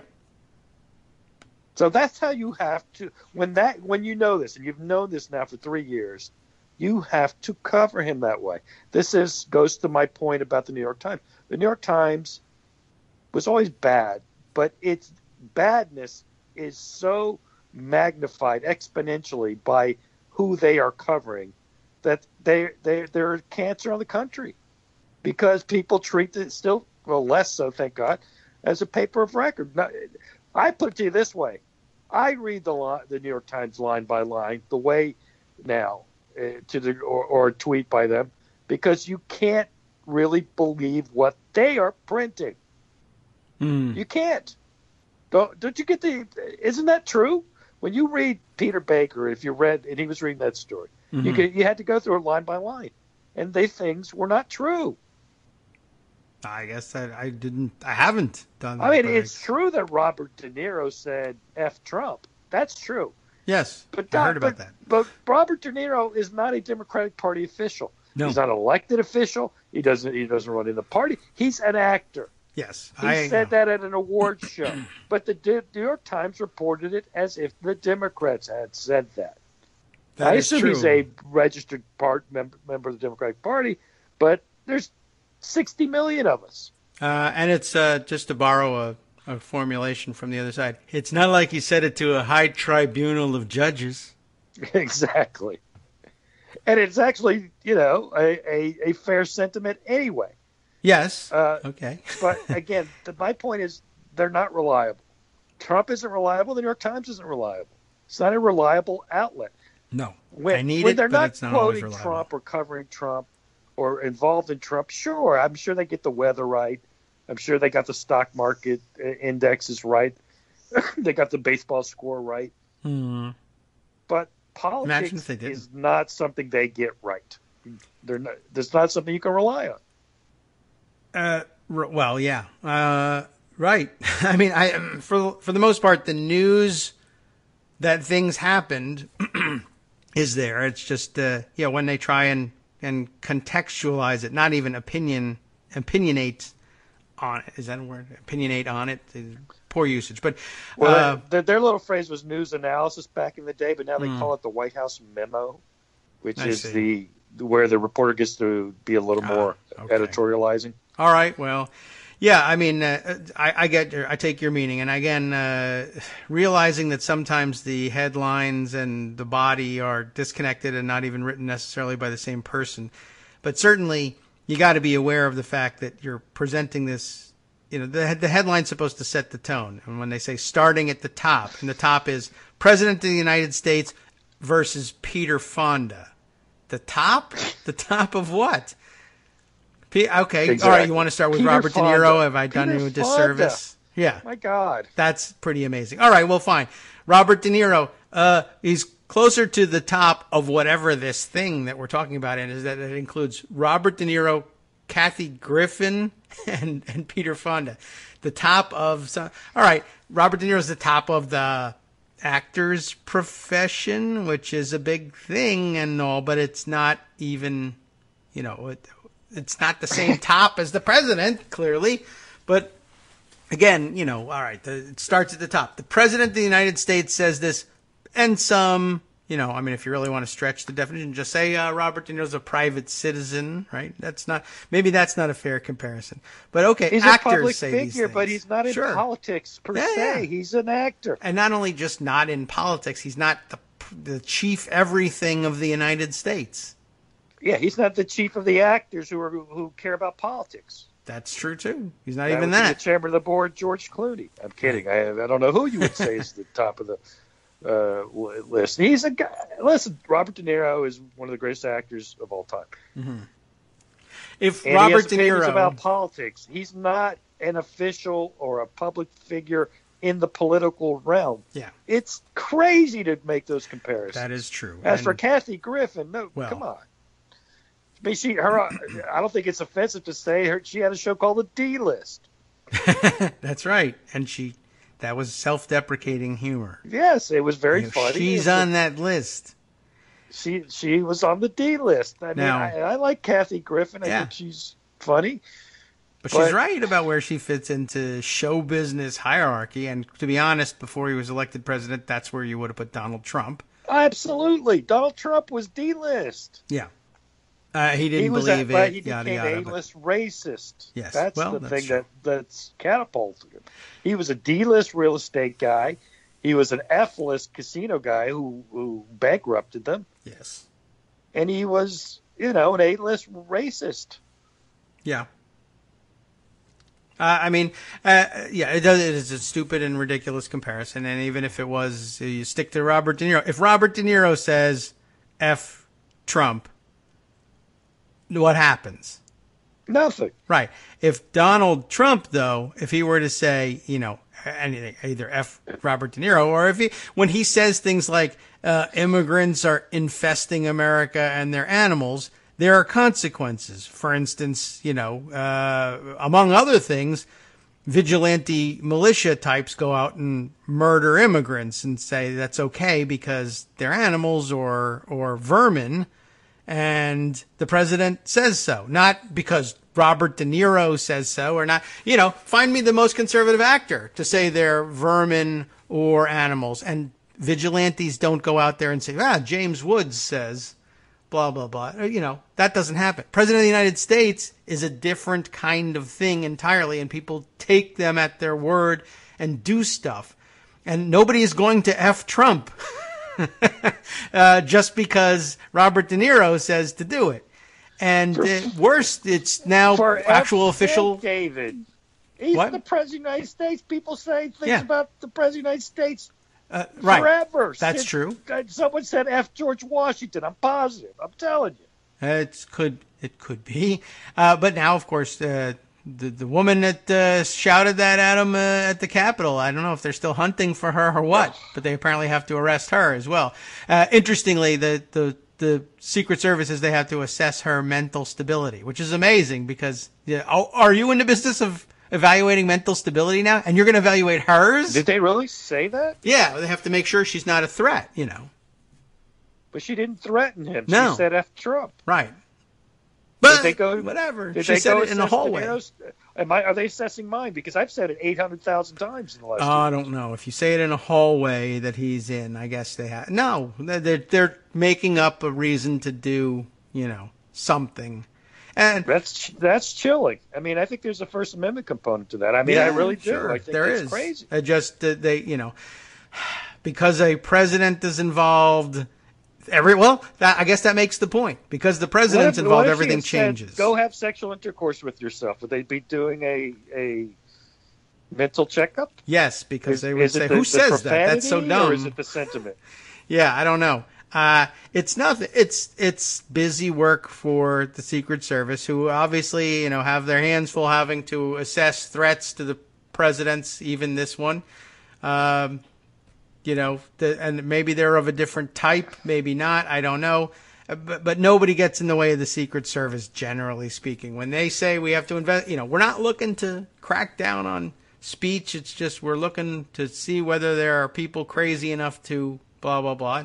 And again, like I said, in a weird way, maybe that makes the point in a backhanded way that everything is different when you're talking about the President of the United States. And so it doesn't make any sense to compare him for any reason whatsoever to Robert De Niro, certainly not Peter Fonda or Kathy Griffin or any actor. I don't mean to differentiate between them because it's equally stupid no matter which actor you compare it to. Exactly.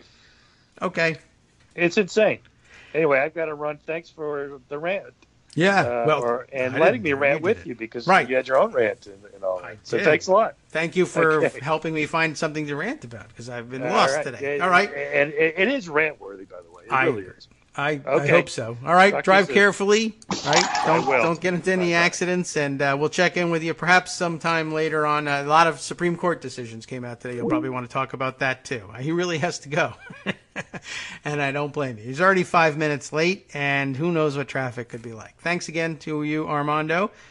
I think we've said what we have to say about that, although I'll stress again that, and I know that newspaper reporters, if they were subjecting themselves to this podcast, not just today's episode, but, overall, I'm sure they would get frustrated and be fed up very quickly. Now, we can't seem to do anything right by your account. Well, I'm a critical person, and the criticism will go on, and it's unfair because some people are doing a terrific job with it, others are getting better with it, others resist the change, and we paint them all with the same brush.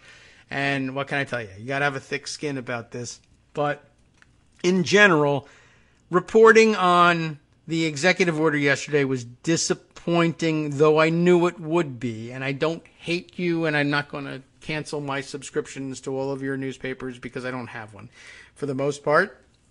But it really would have been refreshing to have somebody just report, just say the president signed what purports to be an executive order.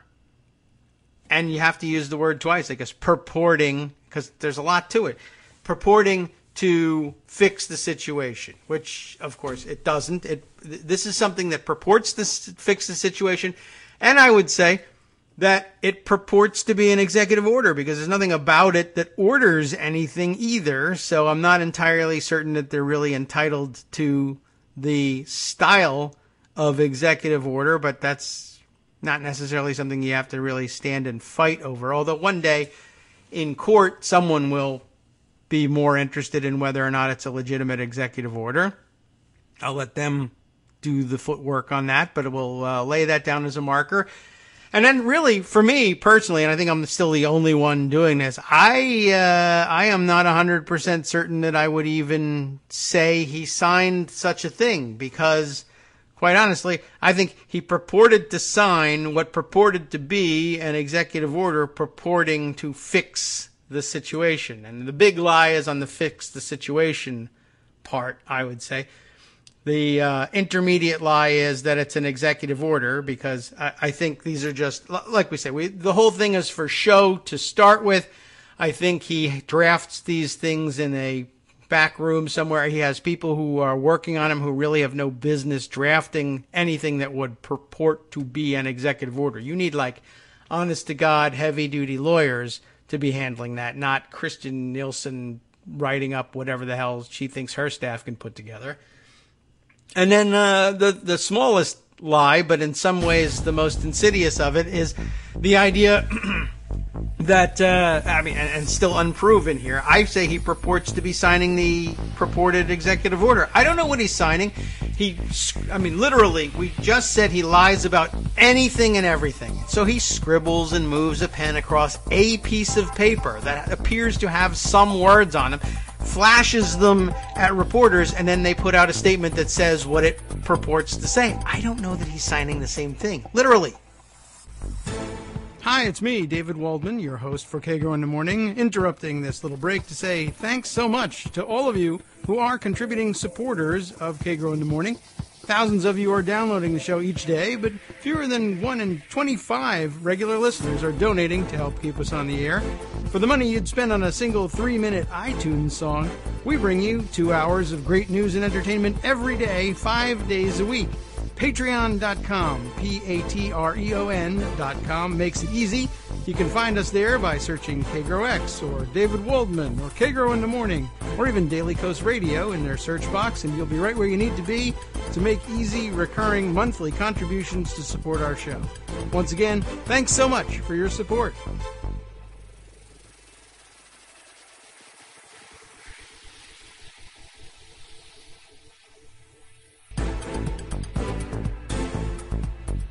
Welcome back now to the Kagro in the Morning show here on Netroots Radio.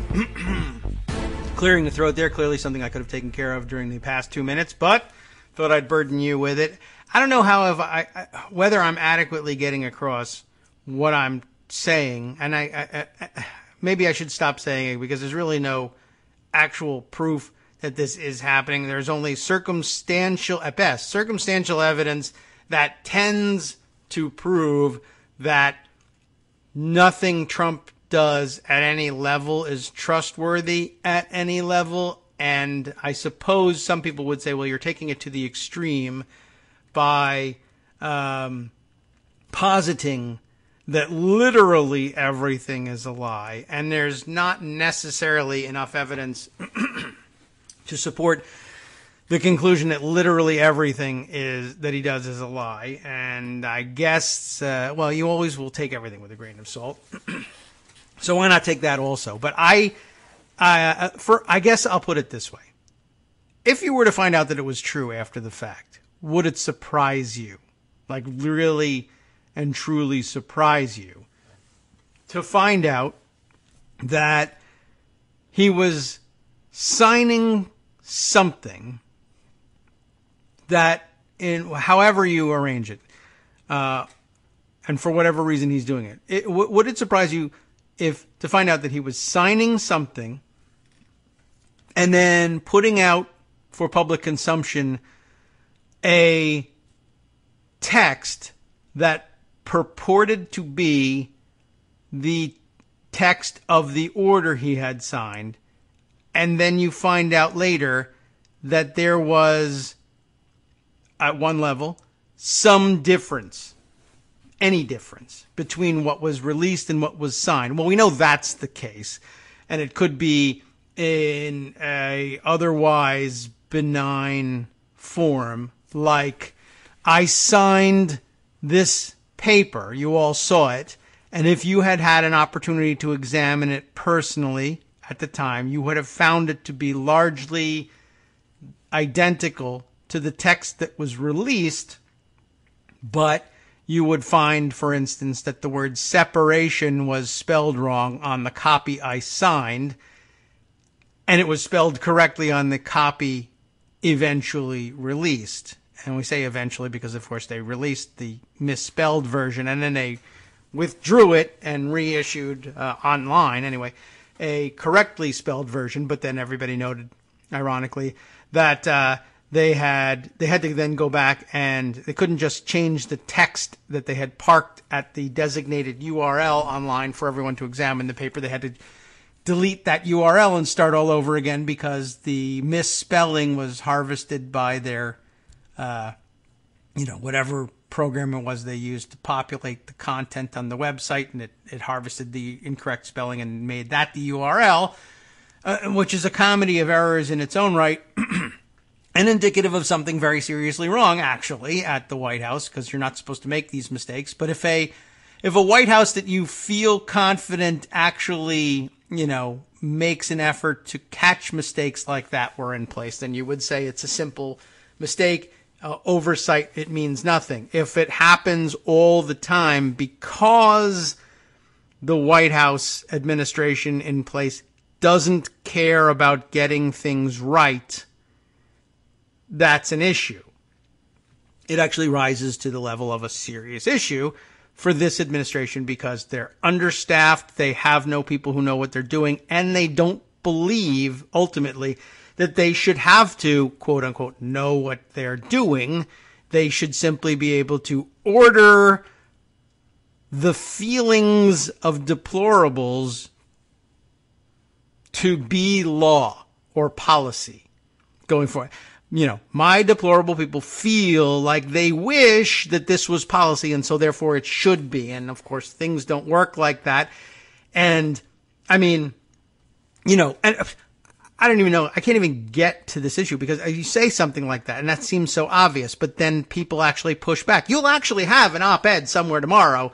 If I were famous enough that enough people saw this and heard this, there would be an op-ed tomorrow that says, the kind of thinking that traditionally told us, elite thinking, that traditionally told us that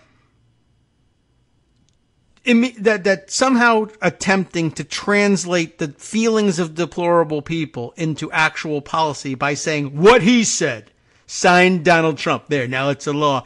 Saying that that's stupid and it's not the way things work. That's how you got Donald Trump. God damn it. You people don't understand this. People are so tired out there. The average working American, the coal miners, for instance, were tired of these people who are like, we should study what the law says. We should use language that's commonly used in drafting legislation so that it's easily interpreted and meshes well with the interpretation of existing law.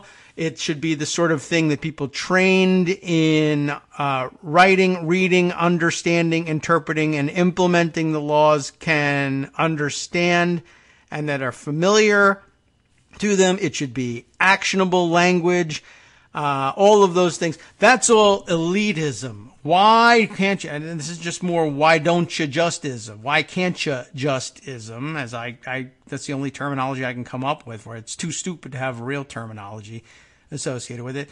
There are people who, you know, why can't you just go to Washington, D.C. and say, all terrible people have to go to jail? Because who doesn't agree with that? Can't we all agree? Can't we all find common ground in this? If you're a terrible criminal, you should go to jail. Yeah. Well, what do you mean by that? Nothing. I mean, all terrible people should be, you know, terribleness should be criminalized. Why can't we all agree on this? Because how would you write it? Why not just write it? Terribleness is hereby criminalized. Signed Donald Trump. That's stupid. That's not the way it works. That's not actionable at all. You and your big words, actionable. That's how you got Trump, you know. And is this not circular reasoning? No, it's not, because it's not even reasoning. It's circular, yes. That doesn't mean it can reason. Anyway, that's not even necessarily where I started with. Nothing is ever where I started with these things. But I think that there's a pretty serious chance that, one, these executive orders aren't going to have any legal force because they're drafted by why don't you justists, with the assistance of some people who are probably were once capable attorneys in some capacity somewhere, so long as you were dealing with run-of-the-mill cases that didn't require any imaginative thought or reasoning. And so they know, you know, let's put wherefore in there. That sounds like something that belongs in legislation. So in addition to being crap in terms of drafting, I don't really think a lot of us would be surprised if the differences between the version released and the version signed were actually more significant than a few misspellings. And, you know, don't dismiss the misspellings, I guess, is what the summing up of the last few minutes could be. But would you be shocked to find out, for instance, that the thing he signed didn't have anything to do with the copy that was released? I mean, what if it really had nothing to do with it? What if it was really lorem ipsum language that people in advertising and design know is, you know, gobbledygook words not even words, gobbledygook letters that are mixed up into word size combinations that you would drop into a draft design of a layout where there are supposed to be words. You know, it's just basically a industry equivalent of this is where the copy goes, this is where the copy goes, this is where the copy goes. And you drop it in there when you're designing an ad. We don't really know. Well, let me ask you this. Would you be surprised to find out if in a rush like this, where they were like, in an hour, I need to sign an executive order. And you know that it's going that way. Anytime Trump telegraphs it whenever he speaks impromptu to the press about things like that and says, in a short while, I'll be signing something that will fix the whole situation. And it's a very deep and meaningful statement in this sense. It does a lot of work, which is the most work that Donald Trump ever does. What do I even mean by it does a lot of work? Well, it does this work. It tells you Trump doesn't know what's going to fix the situation. Trump doesn't know what the people he assigned to fix the situation are thinking about how to fix the situation. And if Trump did know that, he wouldn't know how to explain it to you because he doesn't understand it. And it also does the work of, I don't know how long it will be before this thing is done, which in turn tells you this was never planned. We are winging it, which in turn tells you that the White House is in chaos.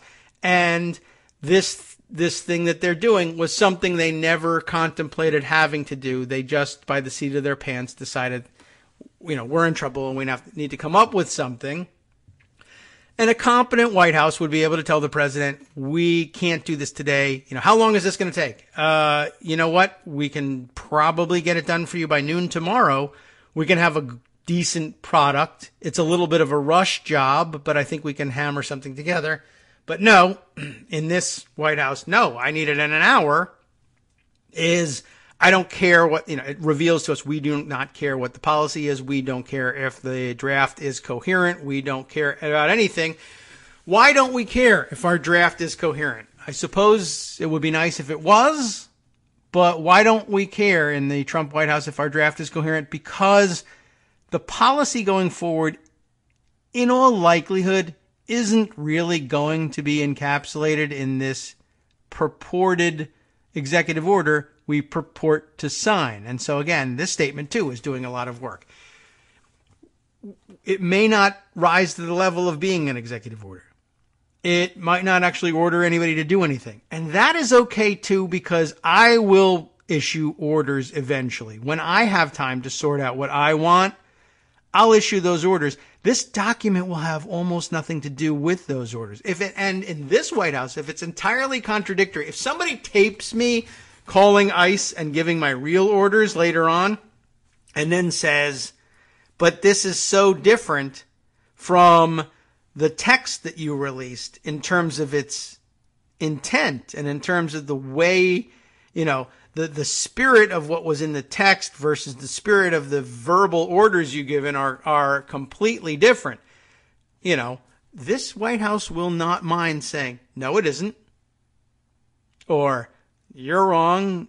These things are totally consistent. Or, yeah, but the president, another White House might even say, well, the president has changed his mind or given a different interpretation. It depends what interpretation you give to the language.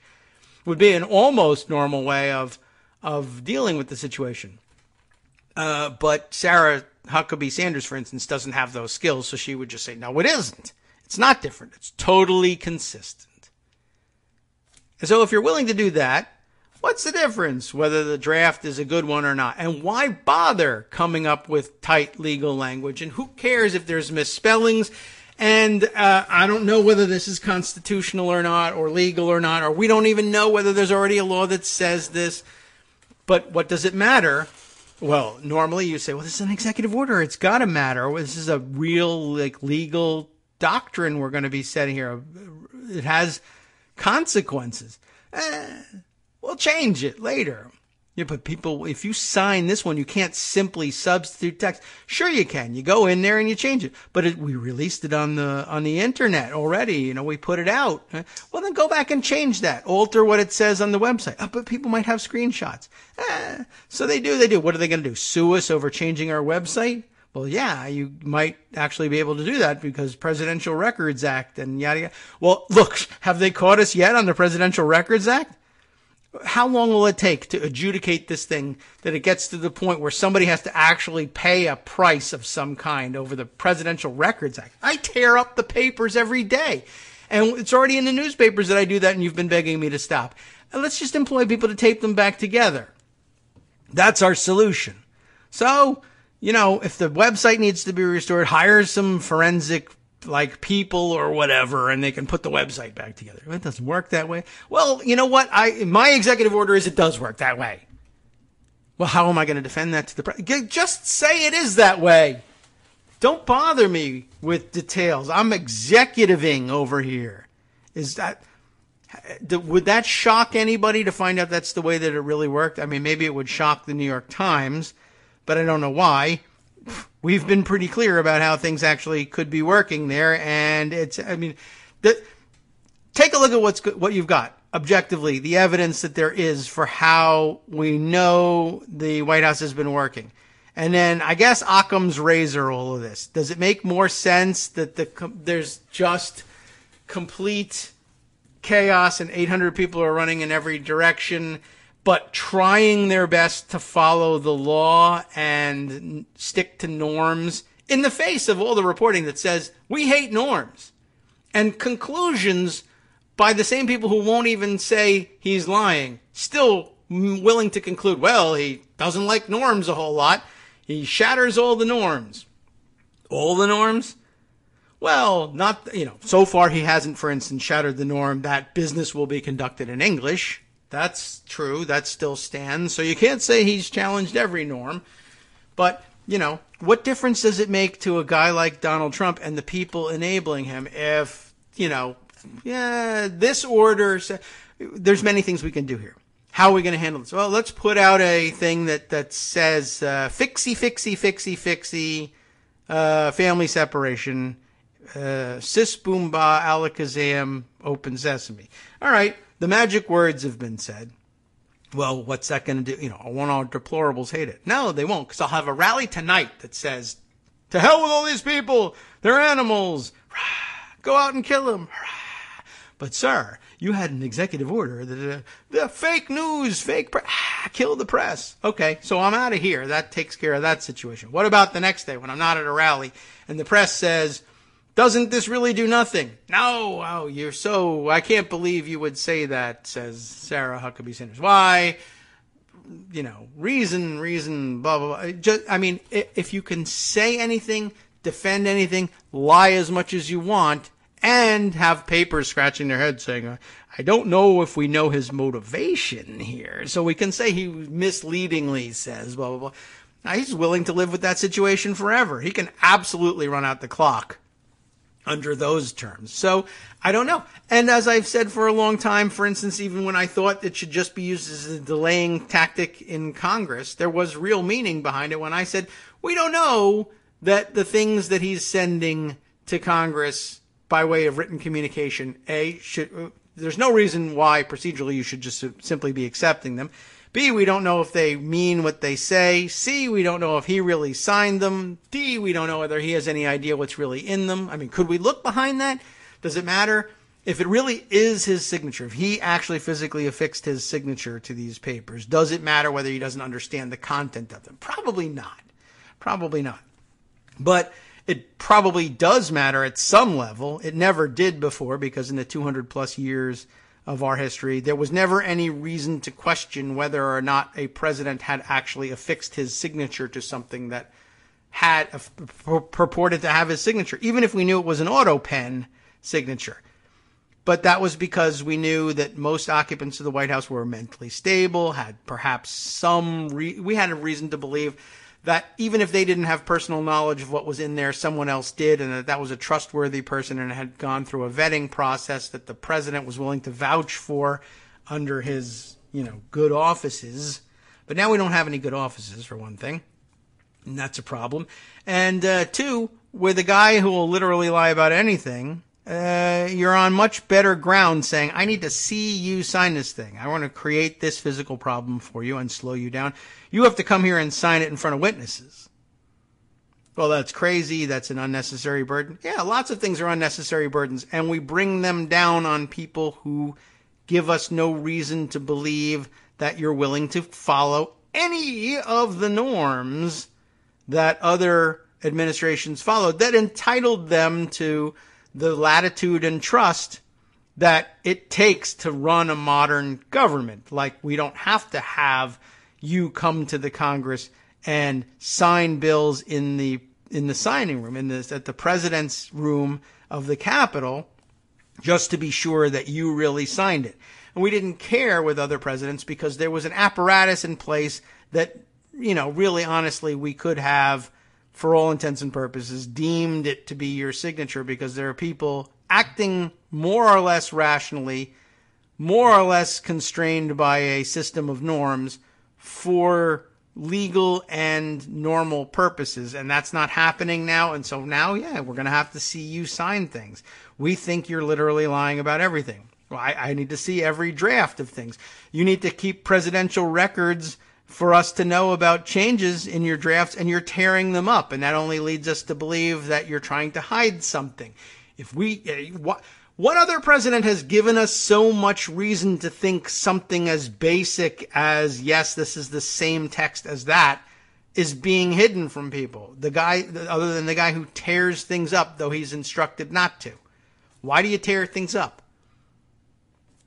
I mean, the most charitable explanation of it is, I don't know, force of habit. I like to tear things, which is maybe problematic all by itself. Well, anyway, I don't know. I should get off of this pet project part of it and simply say, I want you to keep an eye out for other things that can serve as evidence to bolster that case. And I mean, it's even dumb things that people are willing to dismiss, like, well, there was a spelling error. Yeah, but we have this presentation clause and things have to be identical, and we have procedure and we stick to it for a reason, because rule of law, and it's important that the wording of laws and legal documents that we depend on are clear and leave no room or minimal room for other completely different interpretations. We have to go back and fix this $125 billion thing. Maybe that's a different case. You say, well, on its face, it actually says this much money is there. And even though we know that this is supposed to be the intention of only $25 billion, we better fix it. But keep an eye out for these things. There's lots of, the whole accusation that, we don't know what's going on with the girls is sort of built in the same way. We really don't know what's going on with the girls. Now, there are several interpretations of what could be going on with the girls. Nothing at all. Or human trafficking. Which one could it be? I don't know, but I do it's just so happens that I have a pile of evidence that would point to the worst possible conclusion. Trump is a serial molester. Trump is accused of raping children by people who may or may not have any real serious credibility. But when was the last time that so many people actually tried to go to court to claim such a thing about a sitting president? I do not know. And as I was lining up yesterday, there's all sorts of stories circulating about what's happening to the kids, some of which is being corroborated by reliable sources, known sources, etc., some of which is widespread, some of which is isolated. But in the last 24 hours, for instance, we've had reasonably credible stories that we are abducting children illegally, under international law anyway, disappearing the girls from this group. We are also hearing reports that we are forcibly injecting psychotropic drugs into some of these detained children in order to keep them in zombie-like hypnotic states so that they're more easily pliable and can be transported around the country with minimal difficulty. We have credible reports, again, from the flight attendants that ICE agents who are transporting the kids are lying to flight crews about who these kids are. Why do you have 8 kids dressed in these identical cheap sweatsuits? well, they're a soccer team. Okay, a soccer team being escorted by ICE agents. Sure, right, why not? I don't know why she gave credibility to that, but, you know, the ICE agents are out there lying about who these kids are and why they're being transported. So, capturing them illegally, separating out the girls, disappearing the girls, drugging the kids, lying to flight attendants about who these kids are, and then, as we witnessed in some of the video yesterday from out of New York City, shuffling them around after midnight into and out of buildings. And there was a secondary report. Remember, we mentioned that these kids were being put into this shelter in East Harlem after, midnight, after 1 a.m. Apparently, the stakeout continued. About an hour later, the kids were shuffled back out of this facility and into cars, and in their way from the shelter to the cars, they had their heads covered. It was initially described as having bags over their heads, but some people have said, well, it wasn't bags, it was blankets. And I'm not certain what the difference is supposed to be, although the argument is, well, it wasn't like hooding people so that they don't know where they're going so much as if it's blankets. It's just to prevent pictures from being taken of the kids because they're innocent in all this. But yeah, on the other hand, maybe we want those pictures so we can try and find out what happened to the kids and reconnect them with their families. But there's all sorts of privacy issues. Maybe it was this reason, maybe it was that reason. But taken all together, what's the good explanation? What's the benign explanation for kidnapping these children, separating them from their parents, administering psychotropic drugs, beating them until their bones are broken, hooding them, lying to flight attendants, shuffling them around the country, etc., and flying them off to I don't know where, and we still don't know where they are. It's like a scene out of Taken. I mean, every single one of those things happens to people that they're actually trafficking in these movies, and what are we supposed to make of it? Well, we're supposed to give it the most benign interpretation. Well, maybe we shouldn't. Maybe we shouldn't. Maybe if at any point any of these things had been explained better and questions were allowed to be raised and answered about them, we wouldn't jump to these conclusions. And it feels crazy to jump to these conclusions. It feels like we're letting our imaginations run away with ourselves here. But the stories keep piling up, and at some point you have to say, either a lot of things are independently going horribly wrong in the worst possible way, but they're not connected to one another, even though it's all part of the same system here. Or something considerably worse is going on. Or at the minimum, something that demands a serious answer. And yeah, you're going to have to let reporters in and senators in. We literally want to have proof of life at this point. That will defuse the whole thing. All it would take is just let us in, let us see this, because it's so easy to disbelieve this story because it's too goddamn crazy. Right?